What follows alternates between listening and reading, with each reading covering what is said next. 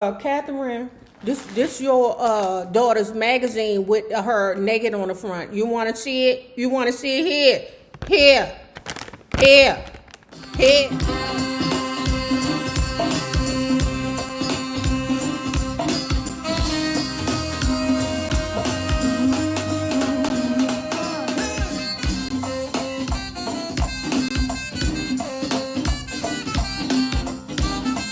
Well, hello there, love bugs. Hello there, Bellas. If you have not already done so, please hit the Patreon link below and or the join button here on the YouTube. And for a small monthly fee of $5, you babies, yes, you, can be privy to all the shenanigans before the YouTube gets it, if the YouTube gets it. Now, let's continue talking about Jackson Family Values, Memories of Madness by Margaret Maldonado Jackson. Man, this girl, this is the one, this book right here is among the greats. Jack Gordon, her future husband, had been introduced to the family by Joseph to help Latoya's career. With his pasty skin and scraggly hair, I thought he wasn't much to look at. No matter how much he spent on his suits, nothing seemed to hang properly on his small frame. Oh, you know what we call that? Or at least that's what I call it. It's called the dusty glow. He seemed an odd choice to help Toya into the big time, but Joseph hung out with some shady characters, and Jack Gordon fit that mold well. I had been living in the house for only about 3 weeks when Latoya came charging into our room, obviously agitated. "Quick, Margaret, you've got to do something," she said. "Run downstairs and stop Jack Gordon. He's on his way in here, and Joseph's going to start a fight." Latoya seemed convinced that something awful was going to happen, so I went downstairs. Jack had already entered the house. He was met by Joseph, who took him upstairs to the den with Catherine bringing up the rear. The den had a comfortable green couch, a TV, and shelves filled with Catherine's collections of books, mainly on Black history. Latoya had been right. It didn't take long for the fighting to start.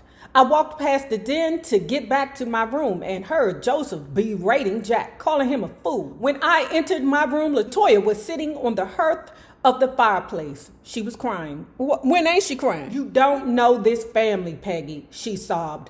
"My mother is behind all of this. You think she's just the sweetest woman, but she's the one who's pushing Joseph's buttons." I didn't know what to make of this outburst, since everyone I'd met in the family up to then had seemed nice. Latoya continued talking about her mother, the same mother who drove her wherever she wanted to go and gave her whatever she wanted. "Janet has experienced so many things that I've missed," Latoya said. "Janet's done everything, and they won't let me do nothing." "That's because they know you special. You the timid one. Like I've said before, parents know which child is the weaker one. They know which child is the strong one, the one that they can kick out on that ASS at 18. They know the one that if we let her go, she needs to be let go with a husband because somebody's got to take responsibility for her." Basically, Latoya needs a handler. Janet, the baby girl, she's the tough one. Remember, Janet is the baby girl. Them baby girls be mean as shit. Remember when Jermaine wanted Janet to open for, and Janet was a bigger star than Jermaine, and Janet could have did it for her brother. And I don't know why I would let Janet open for me, because right after Janet went on, I would suppose everybody would leave and be like, okay, the show's over. But when Jermaine asked her, she said no. Remember Victory? When I wanted to open for y'all and y'all was like, answer no. And remember, she almost let Latoya drown in the pool because Latoya was getting on her damn nerves. Suddenly, she was interrupted by screams coming from the den. Someone was shouting, "Stop it, Joe. You're hurting him." It was Catherine's voice. Then Catherine started screaming for help. Latoya raced out of my room and down the hallway towards the den. I saw her look inside and start yelling. Joseph evidently was not behaving well. I was trying to decide if I should try to help or stay out of it when Latoya came rushing back into my room and told me that Joseph had Jack on his knees and was choking him. Oh, girl, that's called to stay the hell out of it. That ain't none of your business, okay? Because you don't want to be witness or party to the bullshit in the Jackson family. As soon as you get involved in the dysfunction of it, then you become dysfunctional too. Or even though Peggy was dysfunctional when she got there, but even still, girl, no, you go to the toilet. When stuff like that happen, you either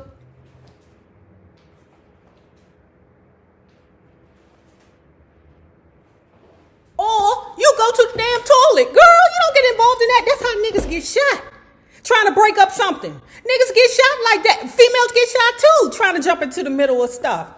Not me. Not me. I'd have left them niggas there. Later that afternoon, Latoya revealed to me that Joseph was angry that Jack had assumed so much control over her career, which was never Joseph's intention. He had brought Jack into the picture to be a babysitter. That's what I'm saying. Didn't I just say that? Latoya needs a handler. He had brought Jack into the picture to be a babysitter, not the boss. Latoya sided completely with Jack. In her eyes, he could do no wrong. Latoya had a lot of tales. She believed her mother once tried to kill her.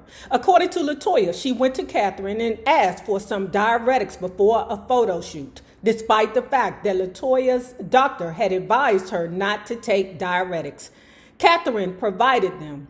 Depleted of potassium, Latoya's body was racked by several muscle spasms, paralyzing her. She screamed out for Catherine, who rushed to Latoya's side, only to reprimand her for taking the drugs she had given her in the first place. In Latoya's mind, that constituted intent to commit murder. When I asked Catherine about it, she dismissed Latoya's suspicions as ridiculous. The day after the fight between Jack Gordon and Joseph, Latoya and Jack was scheduled to fly to New York. Jermaine and I gave them a ride to the airport. Latoya was dressed in a white mink coat and matching hat and carrying 2 Louis Vuitton bags. At the airport, she got out of the car, turned, and waved goodbye, pausing just a moment longer than usual. As we later realized, she had locked her bedroom door for the last time. As far as I know, she never returned to Havenhurst. With Jack Gordon firmly in control of her career, Latoya moved into a suite at New York City's Waldorf Astoria Hotel, a changed woman.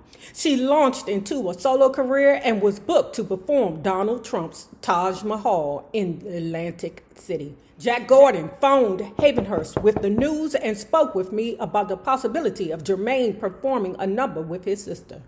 Jack promised to send the Trump plane for us and any other members of the Jackson family who wanted to attend. Latoya says you're like a sister to her, Jack told me over the phone, trying to enlist my support. Jermaine wanted no part of the deal and refused to perform with Latoya as long as Jack remained her manager. Eventually, Catherine and sisters Rebe and Janet flew to New York to see Latoya sing and were amazed at what they found. Visiting Latoya backstage before her appearance, they were startled by the abrupt, unkind way Jack spoke to her.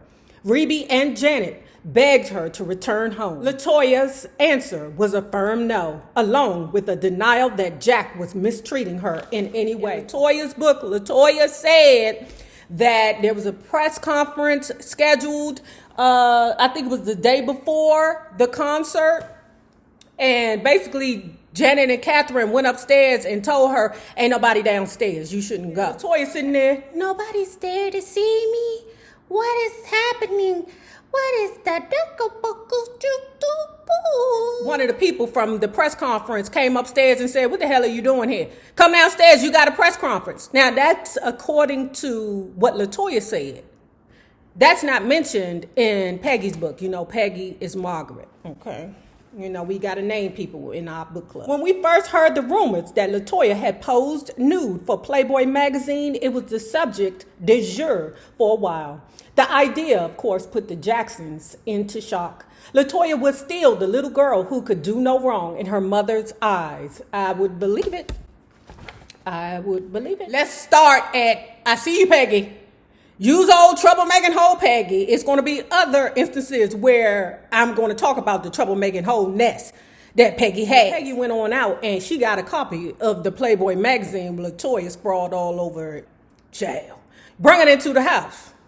Catherine, this your daughter's magazine with her naked on the front. You want to see it? You want to see it? Here.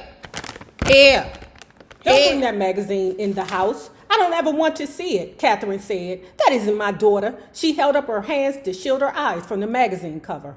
I went to my room to show the layout to Jermaine. He too was annoyed, although I noticed he had no problem examining the photographs up close.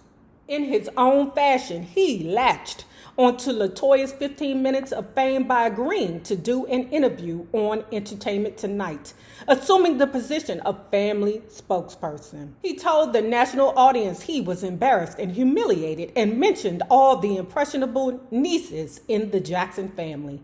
Jermaine laid the blame for the photo layout squarely on the shoulders of Jack Gordon, claiming that Jack had manipulated his sister into doing it. Later that day, Jermaine called Latoya and was somewhat less polite. "You little piece of shit," he shouted. That confirmed what Latoya said in her book. "You little piece of shit," she shouted. "You've degraded the family and made us all look bad." If Latoya cared, she didn't let on.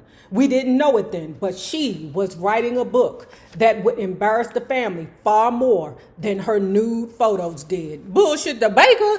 This book right here embarrasses the family way more than what Latoya ever could in that goddamn book, girl. Yeah, that's old troublemaking hoe, Peggy. At this point, Joseph was spending most of his time in Las Vegas, living in the house Catherine had bought there. Michael was off doing his bad tour, which would eventually net him $35 million in cash. Jermaine, Jeremy, and I had the run of the house. Even though Latoya hadn't turned out to be the big sister I had hoped for, Catherine Jackson seemed to me to be the perfect mother. She would always make time for her children, sometimes listening to them rattle on until hours of the night as Catherine nodded off in her seat or on the edge of her bed. After a few months, Havenhurst finally had begun to feel like home. Around the same time, Michael had secretly purchased the Neverland estate. Even though I think Catherine knew he was going to do it, the rest of the family heard about it on television and were hurt that Michael hadn't informed them personally. Catherine was sad about him leaving and always hoped he would move back to Havenhurst. She didn't even have a chance to speak to Michael as he was moving out because his personal maid, Blanca Francia, who we called Bianca, removed most of his clothes and books from his room and took them to Neverland. That's because he didn't feel like going through all that bullshit. He ain't feel like it. He just wanted to leave. I don't feel like the emotions, mother. At Neverland, I still was curious about Joseph's absence and pushed Catherine into saying something to Michael. We were standing in the kitchen watching Michael peel a pomegranate when Catherine broached the issue. "Mother, you know I don't want Joseph here, and you know why," Michael said. It was my first clue that things were not right between father and son. The reasons for the hostility between the two would become clearer to me later. But at the time, I began to wonder if Catherine didn't enjoy the fact that Joseph was deliberately excluded from so many events and decisions because it put her in a position of power over him. In addition to his other dubious qualities, everyone in the family seemed to think Joseph wasn't much of a businessman. He was always getting involved in some kind of deal that turned into a disaster. One such deal blew up in mid-1988.